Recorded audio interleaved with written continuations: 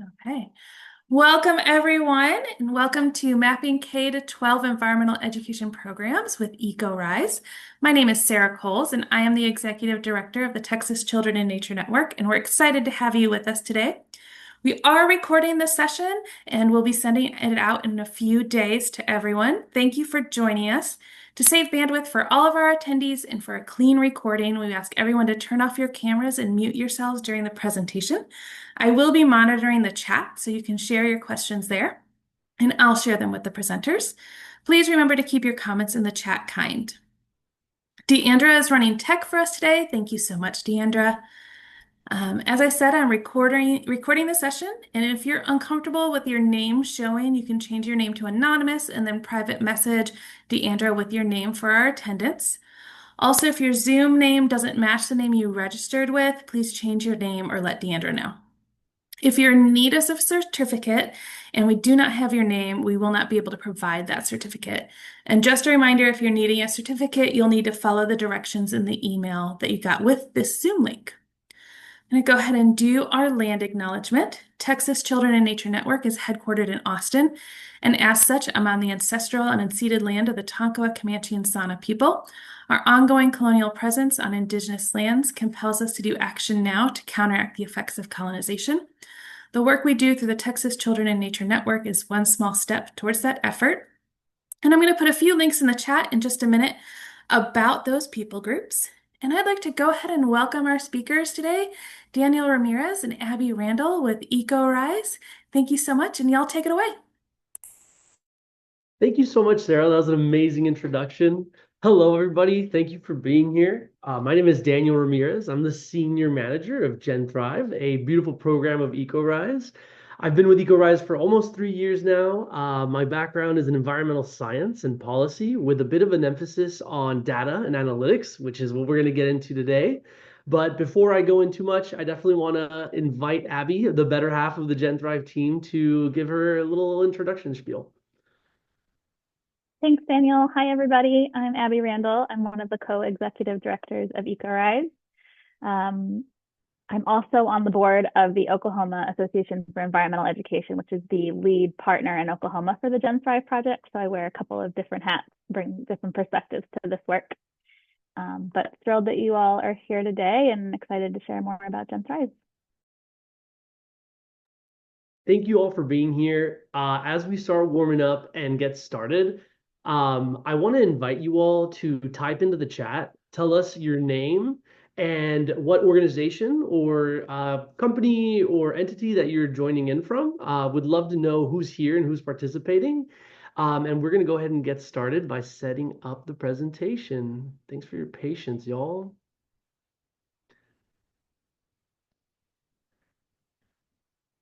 Okay, as Sarah briefly mentioned, this is mapping K through 12 environmental education programs. If that is what you're here for, you are at the right place. So thank you all for being here.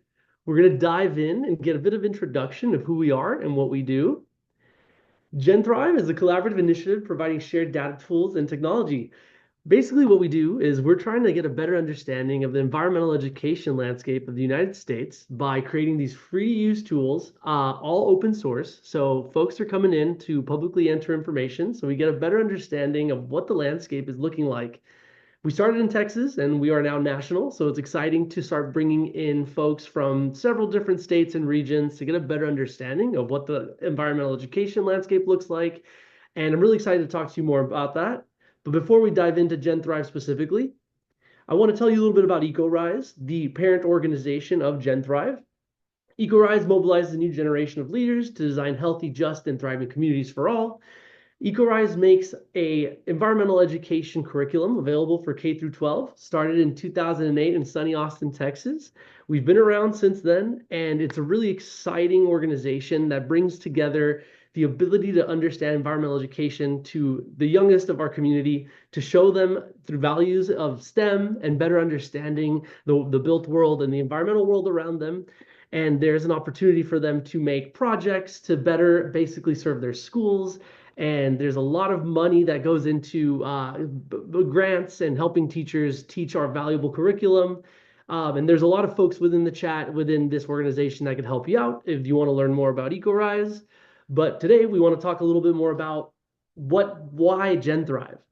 So after several years, we went in to better understand what is the environmental education landscape, right? Who's doing the work? Where are we having the most impact? And where's there gaps? So really, the ethos is to better understand the state of the K through 12 environmental education movement, but we also don't want to forget that there's very important qualities that we need to keep in mind, like equity and the climate risks involved with everything going on in every single state. It's a good idea to better understand everybody by doing an exact analysis through every state.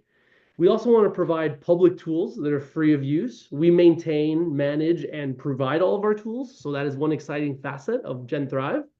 And ultimately, what we want to do is leverage the data out there and make these visualizations that make work easier for everybody, that help sort of illustrate what is the need of your state. So today we're going to be sort of focusing down on Texas, going to show you a bit of tools and a bit of our findings on what we have in there.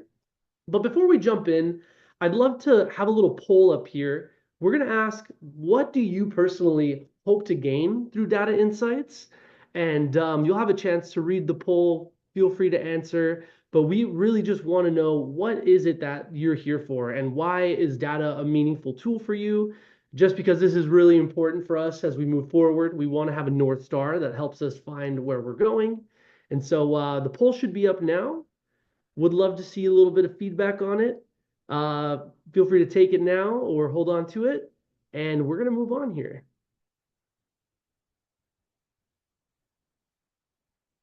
Okay, great.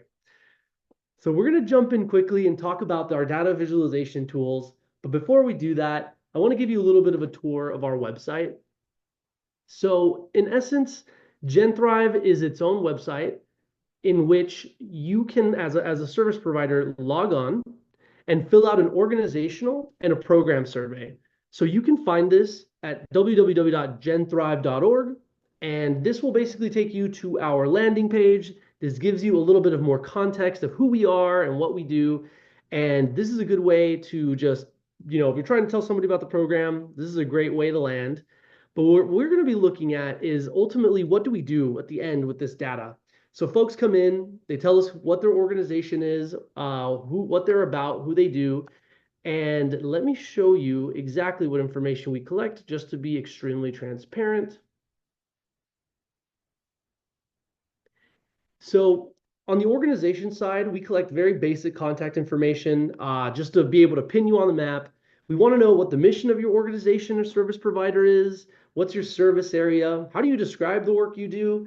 What does your staffing structure look like? What are some of the benefits that people working for your organization might receive? What are budget and income streams, staff board diversity, DEI efforts, and network affiliations? These last 5 bullets are anonymized, so whenever you're entering information, we still quantify that, and ultimately we don't share that to the public unless our partners, want to know. That is pretty much information that is publicly available, except for those 4 points. On the program side of things, we want to know, what programming does your organization have? Do you have multiple outdoor programming? Maybe something like a curriculum that could be taught online. So we ask for description, where it's available, what are the themes and topics taught? Are these programs aligned to any academic standards? What is the location? Is it virtual? Is it physical? Do you have to be on campus? Do you have to be registered? Age and demographics, accessibility to folks in rural areas. Is it in multi-language? Is it also serving Title I schools? And last but not least, we try to see what is the population and the audience served of these programs, and how do you evaluate your programming. So this is the information that you were to put in, and ultimately we create these very exciting tools. But I'm getting a little ahead of myself. Before I show you the GIS tool, well, let's jump into the GIS tool. It's going to be a fun one to look at. I'm going to share screen over here. Okay, great. So just to give you a sort of orientation, once you're on the landing page of genthrive.org, you want to click Tools and Resources up here, and it's going to take you to a page of all of our tools and resources. At the very top, you're going to see the GenThrive Geospatial Hub. You're going to be welcomed by another page. Kind of gives you a description of all of our GIS tools and what they do. But for our quick purpose, we're going to zero down to Texas. And here you can find that in the state maps. And so this is one of our final products. These are the climate equity and education maps. These are very powerful GIS tools. For those of you not familiar with GIS, it is a tool that lets you add a bunch of geographical layers at the same time to get a better understanding of what you're looking for. And so what you're seeing here right off the get-go are orange dots that represent GenThrive service providers. So these are folks who went in and input information, and they are now published onto our live tool. And so every single state and region that we cover, we provide these tools, these bucket of layers that are broken down from education, environment, and community. These are all ESRI published and approved sources. So these are all very publicly available. You can find the data that we've sourced it from. And so under the education tab, you can see from public schools, private schools, LEED certified schools, green schools, and you could even zero in and click on an actual entity and it'll tell you who it is, where it's located. And so there's a lot of elements of these tools that you can click. You can get really lost in this. But what's really exciting is that when you bring multiple layers together, it starts to tell a story. So under the environment bucket, you see things like climate risks, pollutants, energy, food. So we can look at something like air quality monitoring under pollutants to get a better understanding of where we have the cleanest air in Texas. And then under the community tab, you get to see more health and sociological factors like demographics and equity that gets broken down into populations, median household income, social vulnerability index. And you could see things like health, like asthma prevalence. So this goes hand in hand with the air quality. What do these shaders mean? What do these colors even say? So whenever you click on a layer, you turn them on and off by clicking the checkbox. To the right, you see a legend. And this will open up basically a rough sort of quick glance at the layer. So anywhere where it's this darker purple, there's higher prevalence of asthma. And if you want to take a closer look at our actual layers that we're using, you can click these three dots and hit details. And this will transport you over to the actual ESRI location in which we found this information. So we're trying to keep all of these up to date as they start rolling out. But here you can start to see a story of Texas. Where are there areas that have the highest asthma prevalence and why is it happening? And so what's exciting here is that you can zero in and look at the organizations that are the most affected by this, and you could talk to them or reach out to them and be like, hey, did you know you're actually located in a high asthma center? How does this affect your work? Or maybe now we know that's where we need to dedicate a little bit more work and time. So our GIS layers are constantly being updated. We have plenty of state maps that are being rolled out, and in some cases we also have regions. But just to show you a little bit of a difference, we also have national maps. So we have three specific applications like USA Equity and Education Map, USA LEED Certified and Green Schools Map, and K through 12 state policy all throughout the United States. So we want to center ourselves as being a source of data for you to use for free. That is a high quality source that you can rely on. And so before I get ahead of myself, that is the bread and butter that we do. And I'm really excited to show you our next tools. So navigating back to tools and resources, under this carousel of our field trends and resource directories, we have the Texas environmental map. And so this is our original Plotly static dashboard. What does that mean? Plotly is an application that we use to create these dashboards. Static, meaning this is data that we had input once, and then we basically had to update it every so often. And so ultimately here, what you're seeing is all of the organizational and program data put into one place. So the dashboard tab will show you all of the data broken down with these three graphs that are all interchangeable. But before I get ahead of myself, let me show you these other tabs. Organization records shows you what are the organizations, what is their mission, where can you find them, what is their website, and ultimately this is like a directory, a yellow pages to find folks. Under the program records tab, you could see the subsequent organizations programs. So here you could sift through different programs, see what there is. And at any point, this can be exported as a CSV list. So that's super helpful. But let's break it down a little bit more.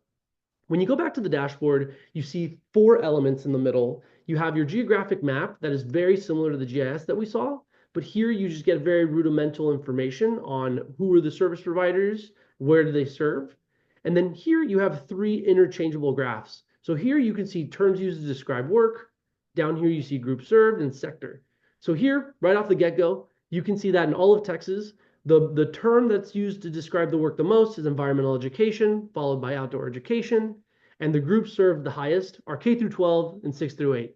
So this really does bear in mind the question, why are green schools and social justice some of the terms that are used to describe work the least in Texas, right? Why are formal educators and pre-service educators some of the folks that aren't receiving so much environmental education? It's curious, but it's a quick data point that you can see and you could pull to.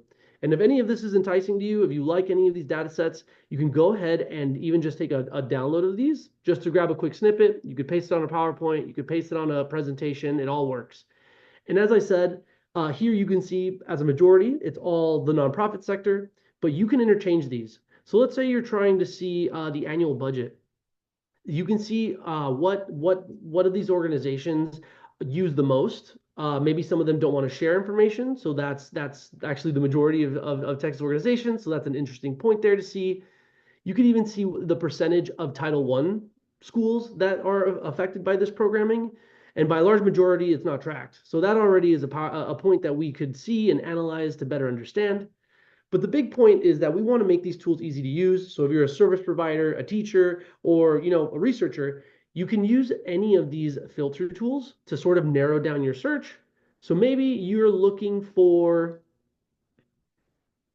a program that has air quality themes that is in the higher education sector. Well, this boils it down to one. We have one organization. This is the Scobie Education Center. So this is a good way to narrow down your search. It shows you where it's located and shows you what regions it serves. So already I can tell you this tool can be used for whether you're trying to search for something, if you're looking for programming, or you're really just trying to get a better understanding of your state. So ultimately, we want to put these tools back in the hands of people. We've done several of different use cases of why folks are using this. And what I'd like to show you guys is ultimately how we've done it in the past, why different folks have used our data, just to give you an orientation of how you can use these tools.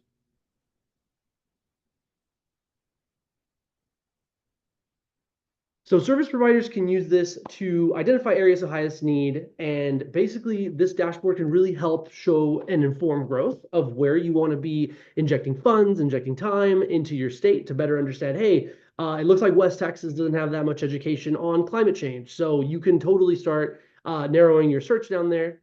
Also, something we want to do is cross-pollinate. We don't want to just tell you what is going on. We want you to talk to other folks within your services, within your area, within your same field, or maybe different fields. So we really like people to use these tools for fundraising opportunities or even partnership proposals. So that's always really exciting.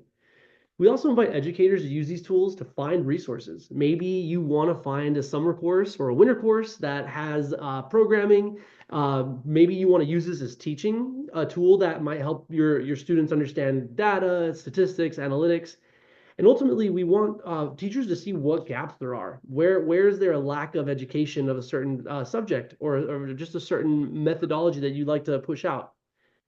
And lastly, we want our community to use this. These are free tools that have geographic insights that are super critical, not only in the K through 12 space, but this is a tool that can show you equity and health and climate risks that affect everybody involved, right? From the professional field to the collegiate field to anywhere involved. And so ultimately, we hope you use our tools to identify trends and gaps in the EE field at large, because we are creating these data tools and hopefully they can make research and policy making a lot easier. And ultimately, these tools are constantly being refined and constantly being updated. So we'd love feedback. We'd love for you all to go in and put in your organization today and let us know, hey, what do you cover? What is it you do? And it'd be really exciting to see how many of you have already filled out the Gen Thrive survey, but we'll find that out today. Well, I kind of want to take a zoom out. We've seen the Texas tools, and I want to talk a little bit about the importance of getting the national insight. Like, why are we doing this, right? We want to understand the national trends that are existing. So after measuring all of our collective impact for about 5 years, we've come to see that in Gen Thrive, about 82,000 schools are doing EE, which is so exciting.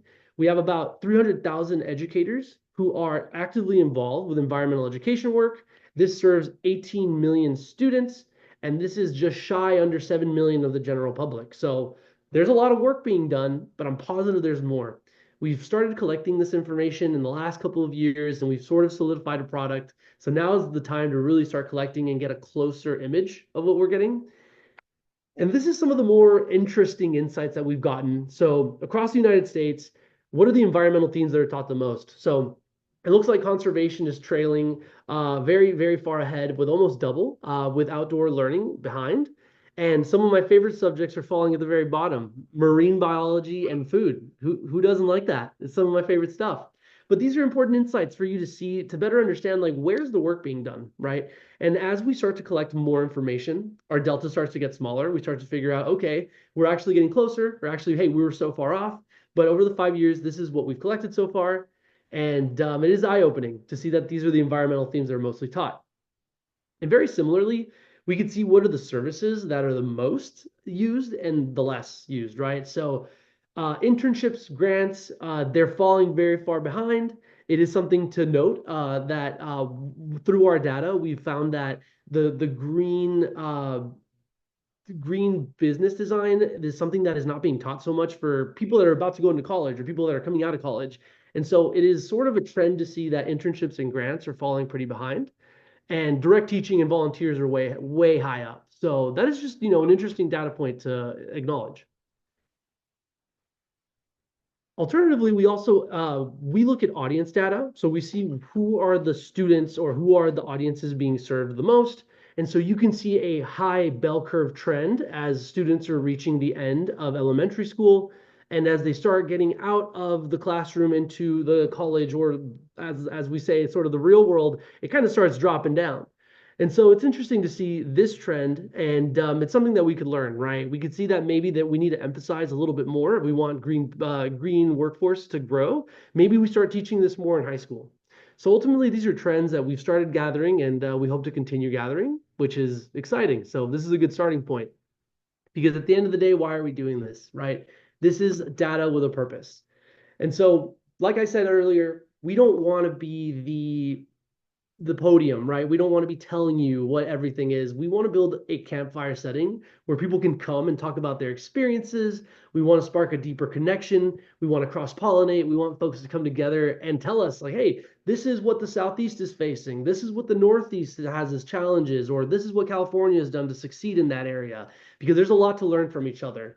So we want to be a public resource, and everyone can gather around so we can cook our own meal. And so in the future, we're really looking for ways to use our data. We want to find ways to support school districts with climate resilience planning.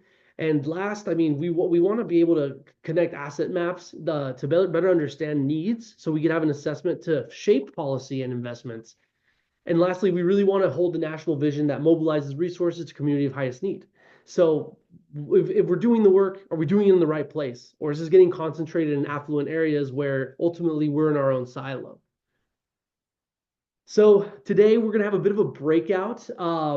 If you want to look at the tools, the left QR code is a really good way to go to, so you could see all of our GIS maps or our dashboards.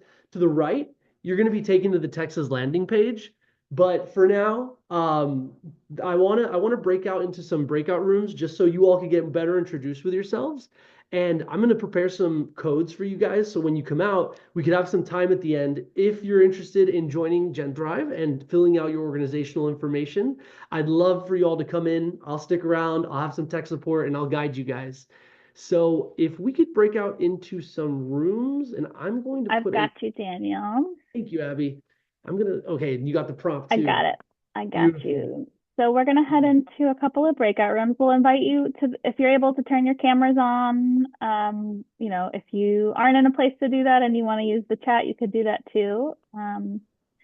But we wanted to give an opportunity to process a little bit of that information Daniel shared. So we'll ask you to introduce yourself, share what brought you here, and any ways that data is currently informing your work, or how you think or hope that GenThrive might be able to inform your work moving forward.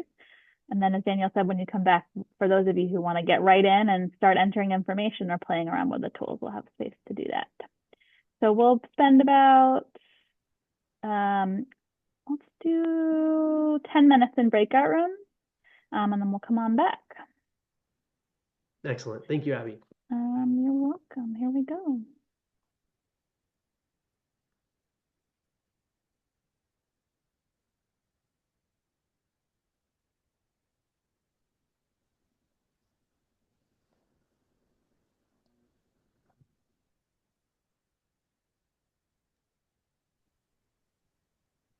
Perfect. And Deandra, would you like to be in a room? I can put you in a room and I can keep an eye on people joining.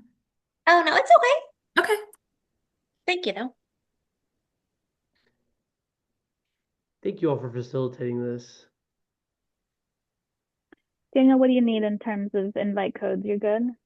I just am looking for the chat right now, which is right here. Do you want me to read them off to you?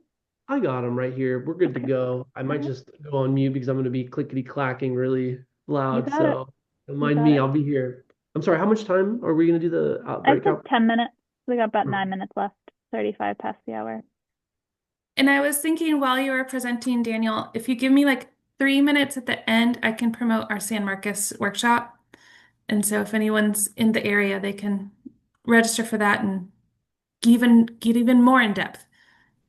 That's perfect. I was thinking when they get back, before we jump into that, do you want to do that? And then I did want to leave some time for them to do questions. I know some Yeah, questions come up. whatever works best for you. Yeah, go ahead and jump in when they're back, just to kind of give them a bit of a notification because I know some people might leave when they get Yeah, back. So it'd be a good time perfect. to capture them then. Yeah, Okay, I'm going to be here just clacking away. Sorry, I have a very loud keyboard. I also captured the poll information, so we're good there. Thank you. perfect.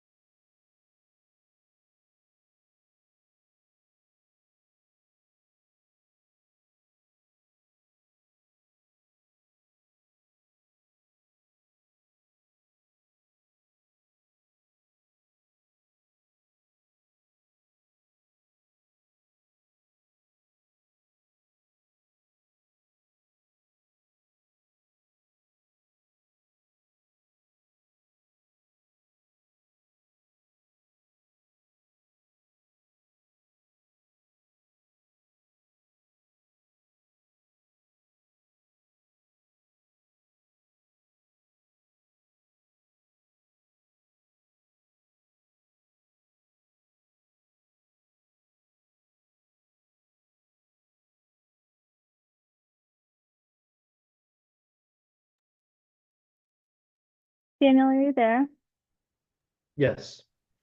Why don't you let me bring everyone back and have them share a few highlights while you finish doing that, and then I'll pass it to Sarah I to share just about the finished. work. We're good to go. Okay. Okay. But I still want to hear. Is it okay if I do that? Yeah, perfect. Okay. Okay. Um, Sarah, is it 30 or 60 seconds on the breakout rooms, you know? I have it for 60. Perfect. And I'm gonna go ahead and close them. That way people have a warning to finish their last thought. Great. Not that that always works.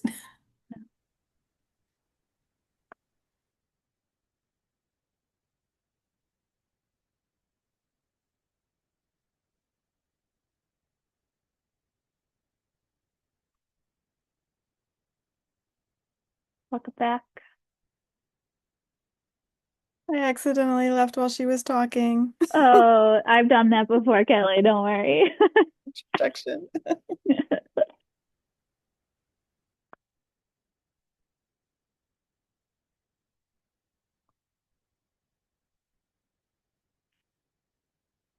Welcome back, y'all. Before we move into the exciting part of actually getting into the tools, I wonder if there's anything, any themes or anything exciting from the breakout rooms that someone might like to share. Maybe a person or two share how people are currently using data or hoping to use data. Can come off mute or share in the chat.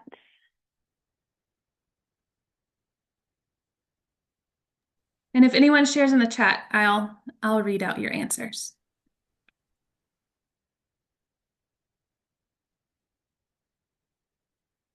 I really appreciated how Kelly shared. Kelly has a nonprofit that does environmental education in North Texas. And Kelly, I really appreciated how you recognize that as you move into new communities outside your own, that you want to complement the work that's already happening and that you plan to use this tool as a way to kind of figure out like how to work with others. I thought that was fantastic.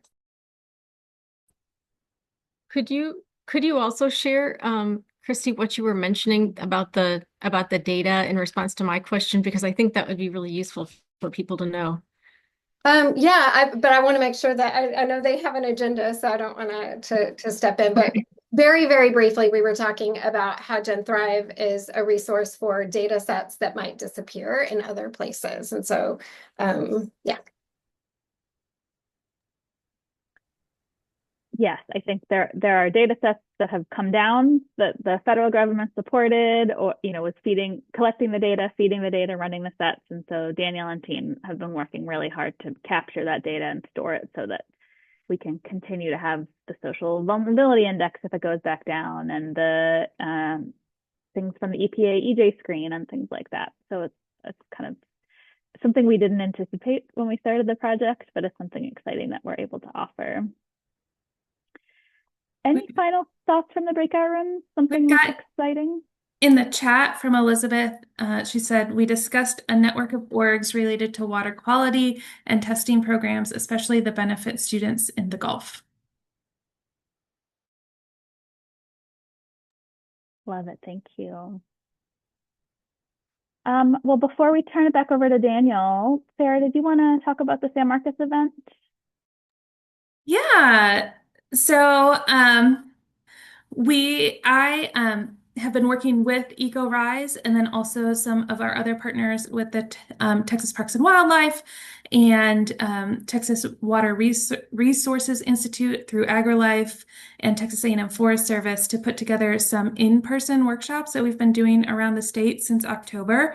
And in it, we do a lot of hands-on work within this Gen Thrive map and then also a couple other free mapping tools that are available for evaluation, really kind of giving y'all some tools to really, as Kelly was already alluding to, doing some gap analysis of what's already existing, where things are, and so on. So our next workshop is going to be in San Marcos, and I'll put a link in the chat in just a minute, but it's going to be on May 19th, and it's an all-day workshop.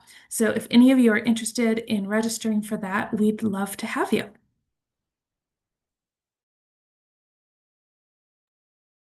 Thanks, Sarah. Thank you, Sarah. Well, thank you guys for breaking out and talking to each other. So what we're going to do now is host a bit of a workshop for those who'd like to input their information to Gen Thrive. As an orientation, if you want to get started, the number one way is by going to www.genthrive.org/Texas. You should be greeted by a landing page that looks like this.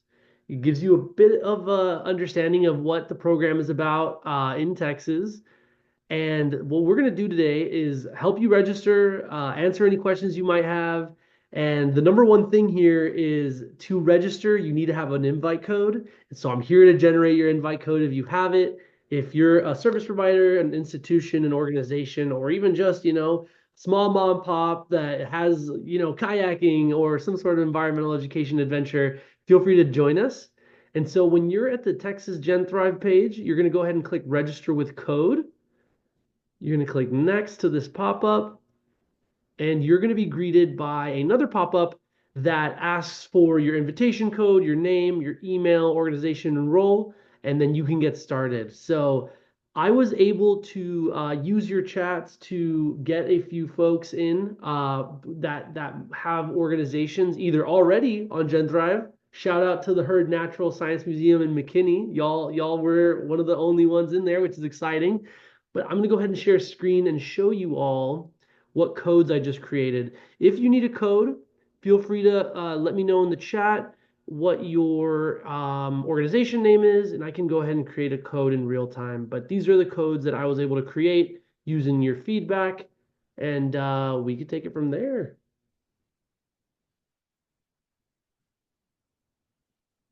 Gotcha, Kelly. Let me make that really quickly. Like that name, cultivate.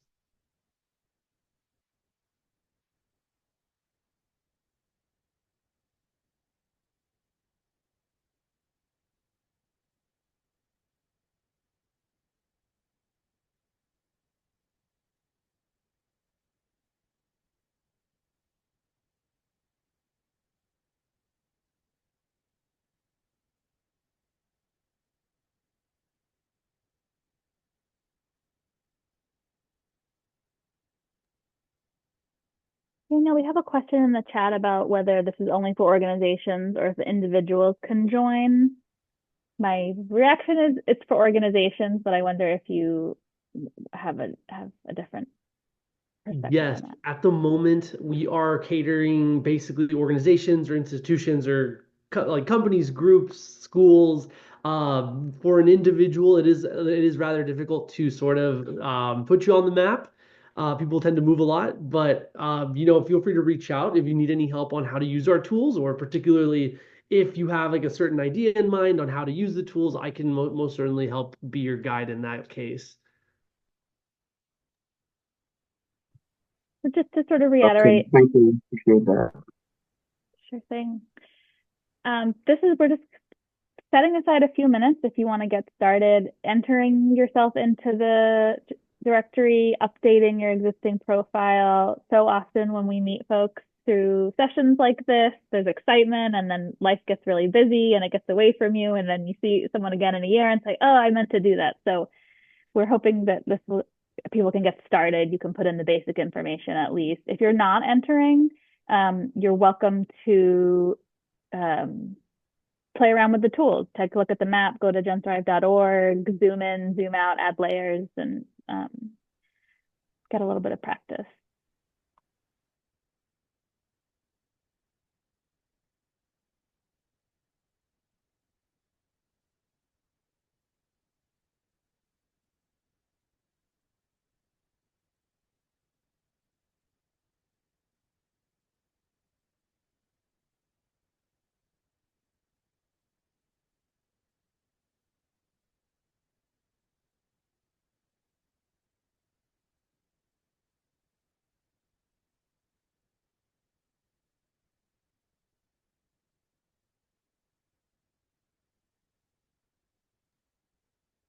And if you need support of any kind, feel free to just come off mute and ask, hey, I'm not sure how to navigate here, or I'm locked out, or can you help me remember? If you have a question, probably others do too. So feel free to jump in and ask questions as we go.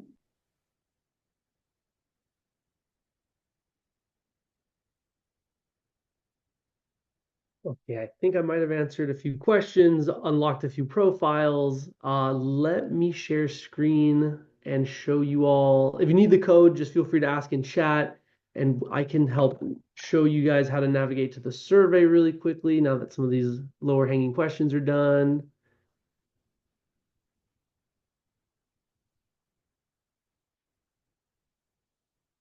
Okay, great. So once you're registered with an invite code, you will be landing here, which is your organizational profile. It should have your name, who you are, and the way to navigate to our survey, under My Organization, you're going to see a link to your organization. And once you navigate here, you're going to see my silly little test org that I've been using to show folks how to do this. And you have here basically the organization survey, which is these 4 parts: contact info, mission structure, teams and ops, and networks and support. To edit any of these, you can go in and click. You know what? I got ahead of myself. If you're a first-time user, you'll see the survey all generated in one page. But if you're coming back, you'll see this. Should be pretty straightforward if you're new. But if you have any questions, that is how you access your survey if you're a returning user. And so what we do recommend is please fill out each line of the organization survey if you can. If you can't answer a question now, skip it, come back to it later. It'll still be there. And we do highly recommend that you fill out at least 1 or 2 program surveys, and that'll basically give us a better look at what your organization or service provider does.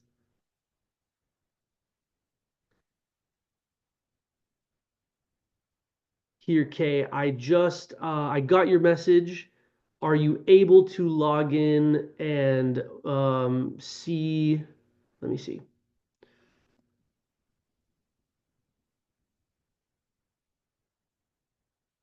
See.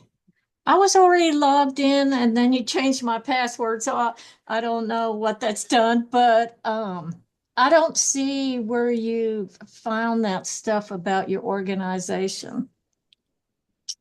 Okay. Now I might have just gotten out, but anyway, don't worry about me. This is how I am. I cannot follow in webinars. No worries. That's what I'm here for. So, what I sent you on the direct message, that's your new login. It should be your SFASU EDU email, and the new password is right under it, case sensitive. And so once you log in, I'm sort of logged into your profile. Under My Organization, you're going to see a big orange set of letters that takes you to the survey. So once you click here, it should start you on your path to take the survey. And it looks like you actually completed it. So that's exciting. So if you have any updates or if you want to add a new program, you're more than welcome to.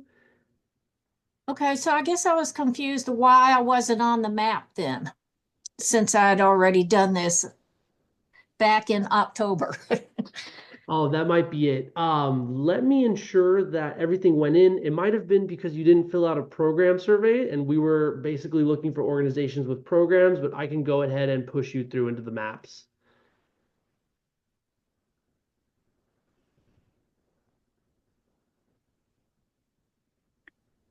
Just this is something that comes up a lot. So the organization information is this is the things that are true about your organization, no matter how or where you operate, right? This is the basic information: your mission, your main address, things about your staff, the programs. Some of us have programs that are very different. So there's an opportunity for you to enter different programs. So perhaps you run a program in Galveston and you run a different program in San Marcos and you run a different program in Brownsville, right? It allows you to put in different programs and tell us more about who you're serving, what you're doing. Is it summer? Is it during school? If you're an organization that just runs one type of program, then you just put in one program. But the program honestly is the key, because that's what in the directory people can then search if they're looking for summer programs, if they want to camp, if they're looking for something for early elementary students. So don't forget to go through and do at least one program to help you get on the map.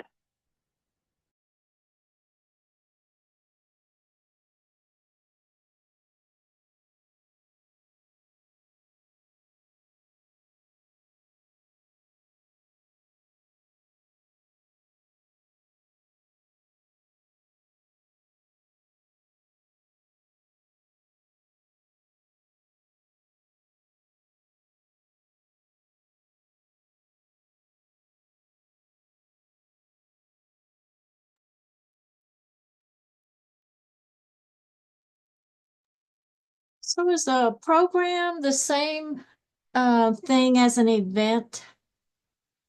Yes, a program could be an event, it could be curriculum, it could be a webinar, it's just anything where you host people and we just want to know what you do. We want to know who's it hosted for, what are the themes. Yes, programming can be pretty vast.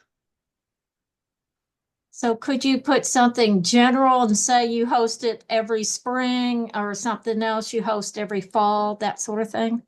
That's correct. You can either fill out multiple program surveys if you have very specific programming, or if you want, you could just create one program entity and tell us a bit about your programming of your organization. Okay. And do you allow us to put like Qualtrics survey links or QR codes on those programs if people are interested in registering for one?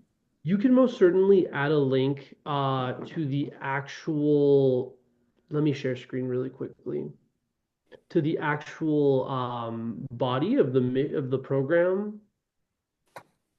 Let me share screen. So you can add it right here on the short description or on the program URL. QR codes, unfortunately, we don't allow folks to upload pictures for individual programs just because that could get out of hand. But we do provide these sort of preset images to represent a program. But whether you want to add, to the body of the text, like, hey, our program is a online curriculum or online events, you can register here. You can add the link here. You could always update it if need be, or you could actually add the program URL on the actual box. So you got options there. And so it looks like we get 76 words or 100 words maybe or something. Yeah, it's 76. Oh, yeah. It looks like I think it's 80 max just because some people were writing essays in those and they were looking a little funky. So if we just did a brief description of our program, we could link it to our own webpage that has more Correct. information. That's correct. And we encourage that just because, it might be a little redundant to make 10 programs that all really represent your programming in general. So feel free to just make like a generalized program card and that'll be plenty. And is this just for youth education, or if you do adult or community education as well, can you put those in there? Yes, that should be that should be a question that is asked on the organization side, just because we had done that on the program side, but people felt that it was a question that was very long and redundant. So if, let's say, one of your programs is for students K through 12, and then the other is for adults, somewhere within the organization, you want to just add like, hey, we teach K through 12 and adults. You just want to sort of lump them all together in the new format that we have it. Does that make sense? Let me just clarify what you said, Daniel. Yes, if you have community education, you can include it K, and there's an opportunity at the organization level to say all of the different audiences that you serve. But at the program level, you can include that community program as a separate program if you'd like. Okay, I can't remember what I did in organization. So I just go back and edit that to see what I had already put in there. That's correct. Once you fill out the survey for the first time, you can go back to the dashboard, which looks like this. And just as a quick reminder, it should be when you log in, you click the orange text under My Organization, and you're going to see your organization broken down by 4 sections. You want to click this edit box to the right. Oh my gosh, I'm not sharing. One second. I'm picturing it. Perfect. Visual learner over here. So once you're at this page, there's an edit button, and you can go in and see the information you've entered. Okay. So we just have a few minutes left, and Daniel was going to stay on after. If anyone wants technical support, you want us to just like look at something with you or help, we're here for that. But we wanted to just take a moment also to take any more general questions that you might have about the project before we let you all go. So if anyone, you can pop in the chat or come off mute, and just any questions at all that you have about the project, the purpose. To give folks a minute of thinking time, I did put in an evaluation for the workshop, a link for that. So if y'all could fill that out. I think all of us here, if you're part of this workshop, you feel strongly about evaluation. So please fill out our evaluation. And then our next webinar is launching park prescription programs, a step-by-step guide, and the registration link is there. So thank you so much. And we do have a comment from Cynthia. Thank you for such an interesting webinar. Special thank you for bringing Gen Thrive to my attention. So thank you. Cynthia, while we were focused on Texas, we of course have a whole project in Ohio. So if you have folks who want to get connected, Yes. you can certainly reach out to us. I'll put Daniel's email address in the chat so you know how to get in touch with him. Yes, thank you. You beat me to it, Abby. If you have any other sort of connections or partners in different states, feel free to send them my way. I will take them to the right landing page and give them, a similar spiel to what you all had here today. But we'll open up the floor, see if there are any questions, and I'd be happy to help with any technical support as well.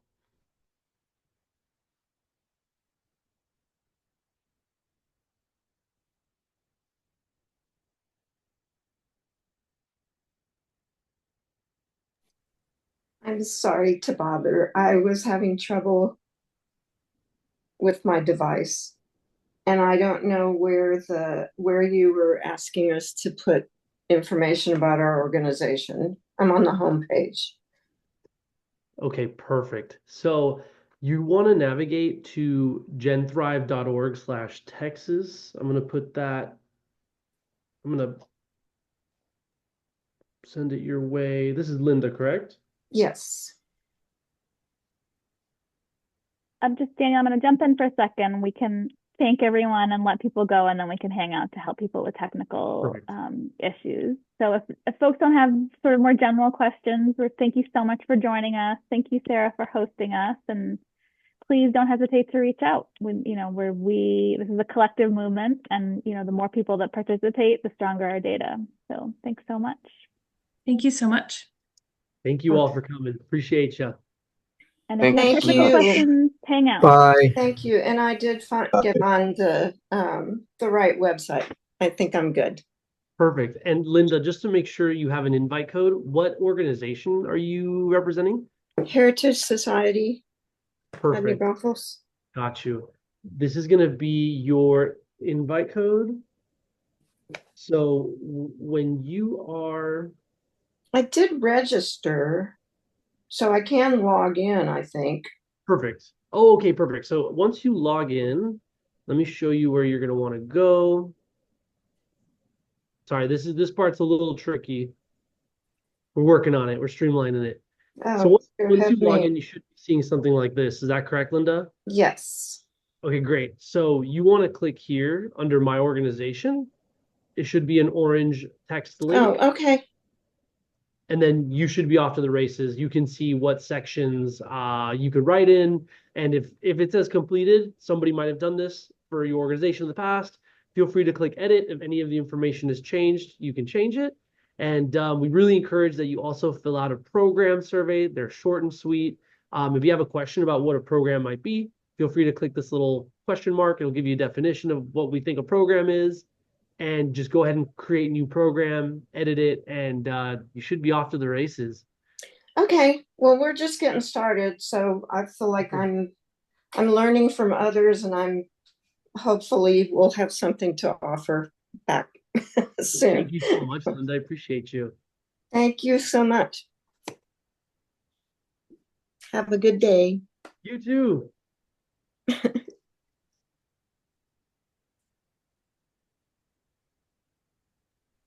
I think, Daniel, we just have EcoRise folks left. So that might be it. That's great. Thanks so much. I appreciate you, Sarah. Thank you. Thanks, y'all. And if you are able to join us down in San Marcos, we'd love to have you. But if you can't, I understand. Excellent. So we have another webinar at 6:45, right? Yes. Yes, we do. So everyone got sent their code. So sometimes with things like this that are more technical, we will get people that join twice because they want to get the information a second time. Okay, perfect. So yeah. Let me Let me send you the presentation that I just had. I'll send it your way Perfect. now, just so you have it. Yeah. Perfect. And then I'll send out probably next week. Well, I'll be at CNN next week, probably the week after, if I'm being honest about being at CNN. Um, the recording and those slides to everyone. Excellent. And is there any way I can get an attendance list just to have a Of better understanding course. Yeah. showed up? Excellent. Thank you so much. Sarah, I was able to take attendance. It was acting glitchy today. It was Okay. letting people in from the waiting room before I could. Oh, Because normally I let them in as I check them off on the yeah. attendance list. That's how I kind of use the waiting room. Hmm. But there would be 4 people in the waiting room. I would let one in, and then it would let all of them in.